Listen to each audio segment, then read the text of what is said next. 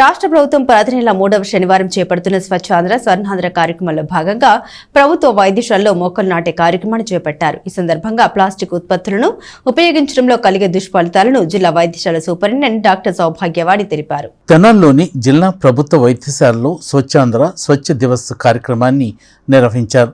ఈ సందర్భంగా మొక్కలు నాటిన అనంతరం ప్లాస్టిక్ ఉత్పత్తులు పర్యావరణానికి ఎలాంటి ముప్పు తీసుకువస్తాయన్నది సూపరింటెండెంట్ సౌభాగ్యవాణి ప్రజలకు తెలియజేశారు. ప్లాస్టిక్ బదులుగా చేతి సంచులను వినియోగించుకోవాలని ఆమె అన్నారు.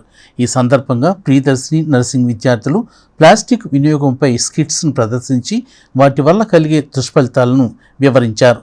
అనంతరం అవగాహన ర్యాలీని డాక్టర్ శ్రీకాంత్ జెండా ఊపి ప్రారంభించారు. హాస్పిటల్ ఆవరణలో మొక్కలు నాటారు.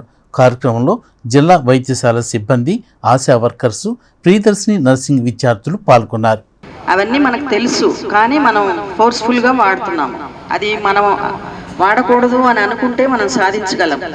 ఈరోజు మన జిల్లా వైద్యశాలలో మనం చేయబోయే యాక్టివిటీస్ ఏంటంటే క్లీన్లీనెస్ డ్రైవ్లో deep cleaning of wards and premises, biomedical waste segregation, అంటే ఏ వేస్ట్ ఏ బిన్లో వెయ్యాలి అనేది మన హాస్పిటల్ సిబ్బందికి మాత్రమే కాదు, పబ్లిక్కి కూడా అవేర్నెస్ క్రియేట్ చేయడం ఈరోజు కార్యక్రమంలో చేయబోతున్నాము.